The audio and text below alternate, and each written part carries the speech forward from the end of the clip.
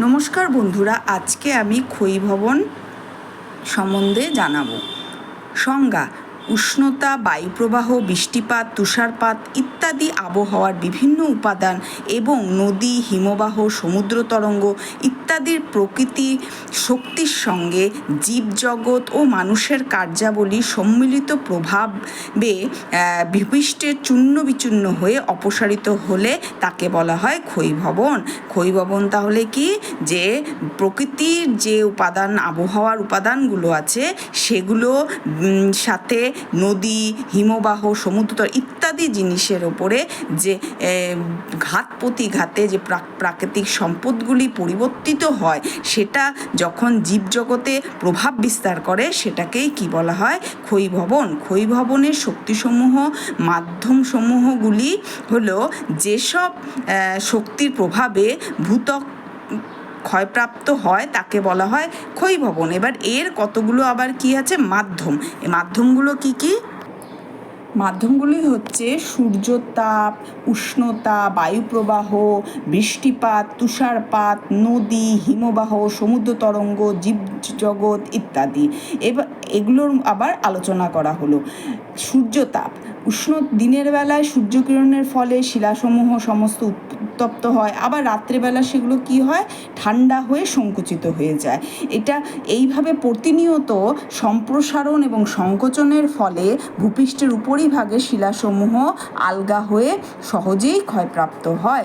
একটা জিনিসকে তুমি যত বারবার যদি গরম এবং ঠান্ডা করা হয়, সেই জিনিসটার কিন্তু প্রকৃতি কিন্তু চেঞ্জ হয়ে যায়।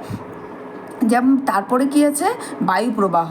বায়ুপ্রবাহের ফলে কিন্তু ভূপৃষ্ঠের বিভিন্ন রকম ক্ষয়কার্য হয়ে থাকে। যেমন হচ্ছে তিনটি প্রধান প্রক্রিয়া, যেমন অবনমন, অবঘর্ষ আর হচ্ছে ঘর্ষণ। অবনমন কীরকম? মরু অঞ্চলে বায়ুপ্রবাহের দ্বারা প্রথম অবস্থা বা ধাপ হলো অবনমন। মরু অঞ্চলে বায়ু যখন চলে তখন কি হয়, যে উপরিভাগে শুষ্ক যে আলগা বালুকা রাশি সেগুলো উড়ে গিয়ে খাদ বা গর্তের সৃষ্টি হয়। একে কি বলা হয়? অপসারণ। আবার অবঘর্ষ কি? মরু অঞ্চলে প্রবল বাতাসের সঙ্গে সূক্ষ্ম শিলার টুকরো, কোয়ার্টজাইটের দানা, বালি ইত্যাদি প্রবাহিত হয়ে থাকে। বহুদিন ধরে ওইসব পদার্থ বাতাসের সঙ্গে কি হয়? উড়ে গিয়ে শিলার গায়ে কি করে? ঘর্ষণের সৃষ্টি করে। এই যে ঘর্ষণটা সৃষ্টি হয় সেটাকে কি বলে? অবঘর্ষ।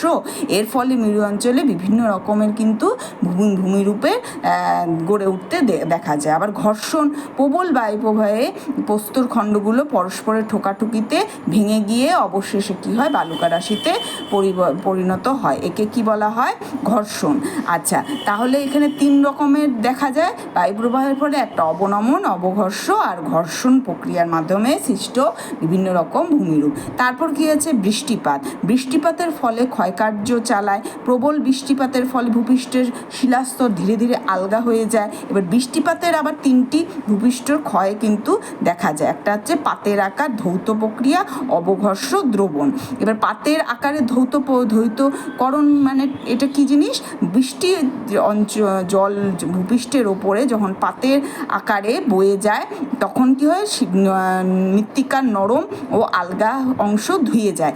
এর ফলে ভূপৃষ্ঠে ধীরে ধীরে কিন্তু ক্ষয়প্রাপ্ত হয়। একে কি বলা হয়? পাতের ধৌত প্রক্রিয়া। আচ্ছা, তারপরে কি? অবঘর্ষ। অবঘর্ষটা কি? জলস্রোতে মিশ্রিত দ্রব্যসমূহ এক স্থান থেকে অন্য স্থানে কিন্তু বৃষ্টিপাতের ফলে পরিবাহিত হয়ে থাকে। একে কি বলা হয়? অবঘর্ষ। আবার দ্রবণ প্রক্রিয়া কি? বৃষ্টির জলের সঙ্গে বায়ুমণ্ডলে কার্বন ডাইঅক্সাইড যুক্ত হয়ে কার্বনিক অ্যাসিড, এটা তো রাসায়নিক অবভিকারে আমরা কিন্তু দেখেছি যে দ্রবণ প্রক্রিয়াটা কিন্তু এই বৃষ্টির জলের সাথে আমরা দেখেছি। নেক্সট তারপরে কি? তুষারপাত। ক্ষয়কার্যের ব্যাপারে তুষারপাতের যথেষ্ট ভূমিকা পালন করে। আর এই ভূমিকাটা কি হয়? তুষার জমে বরফে পরিণত হয় এবং শিলাস্তরে কি হয়? শিলার চাপ বিয়োজিত হয়ে চূর্ণ বিচূর্ণ হয়, এবং এই যে জমে যাওয়া এই যে একটা চাপ শিলার স্তরের উপরে হয়, সেটা কিন্তু তোমার তুষারপাত অঞ্চলে, তুষার আবৃত অঞ্চলে কিন্তু এই প্রকার আবহবিকার দেখা যায়। এবং তারপরে বায়ুপ্রবাহ জলস্রোতের মাধ্যমে মাধ্যাকর্ষণের প্রভাবে ওই জায়গাটা ক্ষয়কার্য কিন্তু হয়ে থাকে।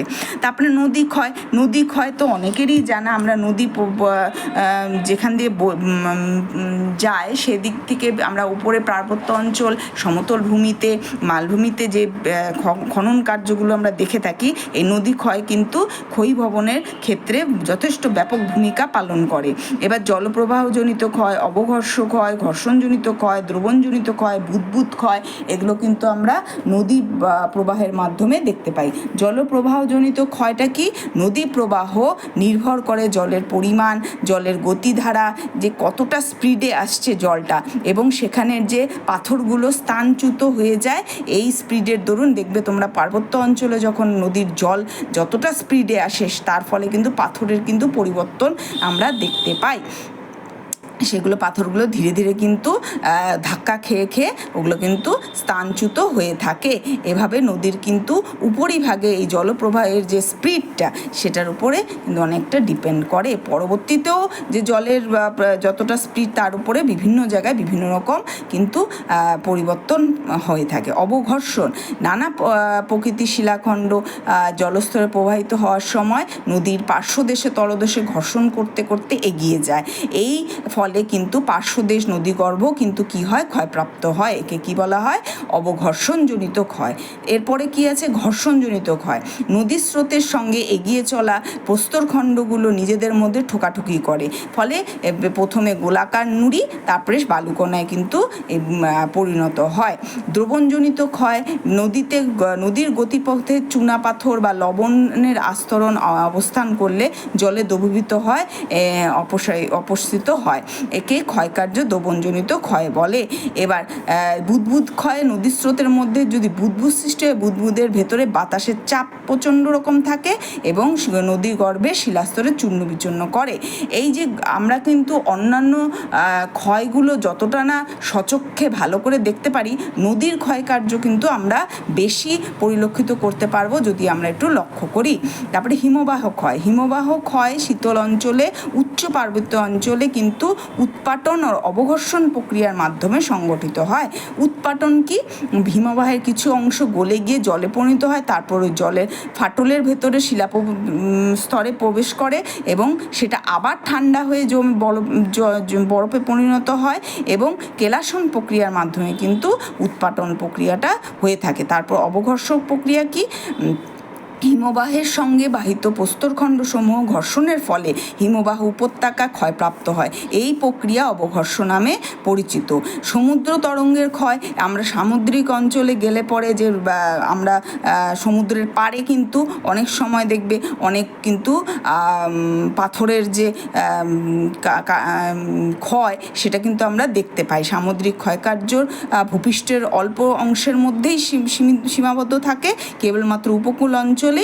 আর সমুদ্রের 4 রকমের ক্ষয়কার্য চালায়, একটা জলপ্রবাহজনিত, অবঘর্ষণ, ঘর্ষণ আর দ্রবণজনিত। তাহলে তোমরা দেখো সব কিছুতেই কিন্তু এই ঘর্ষণ, অবঘর্ষণ আর হচ্ছে অবনমন বা কি বলে জলপ্রবাহজনিত জলের যে কাজটাই কিন্তু সবচেয়ে বেশি, সে নদীর জল হোক কি সমুদ্রের জল বা বৃষ্টির জল, এটা কিন্তু ভীষণভাবেই প্রভাবিত করে।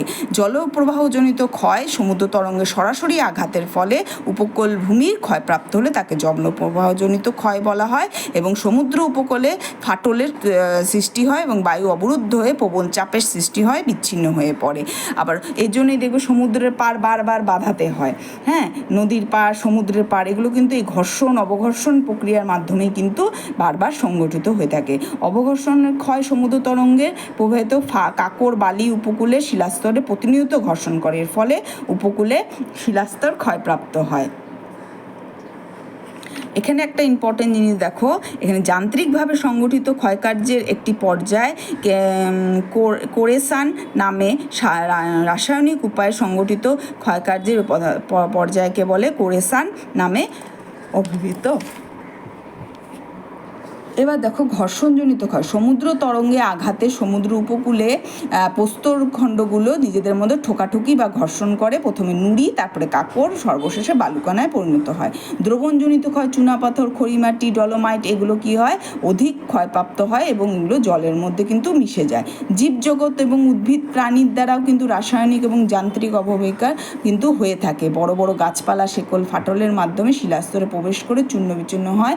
মস, লিচেন, শৈবাল ইত্যাদি উদ্ভিদ শিলার উপরিভাগে জল আটকে রেখে রাসায়নিক অবক্ষয় কিন্তু ঘটিয়ে থাকে। এছাড়া পেইরি, কুকুর, খরগোশ, ইঁদুর, ছুঁচো, কেঁচো এরা কী করে, মাটির গর্তে প্রবেশ করে কিন্তু ক্ষয়কার্য সৃষ্টি করে। মানুষের কার্যাবলীর দ্বারাও কিন্তু অনেক রকমের ক্ষয়কার্য হয়। কাজের ফলে সংগঠিত কৃষিকাজ, পশুপালন, কাষ্ঠ সংগ্রহ, গাছ কাটা, খনিজ পদার্থ, কৃত্রিম জলাধার নির্মাণ, তারপরে রাস্তা প্রস্তুত, বাঁধ নির্মাণ, খাল কাটা এগুলোর মাধ্যমেও কিন্তু ক্ষয়কার্য হয়ে থাকে। কাজে ক্ষয়ীভবনে এবারে মানুষের গুরুত্বপূর্ণ ভূমিকা কিন্তু পালন করে।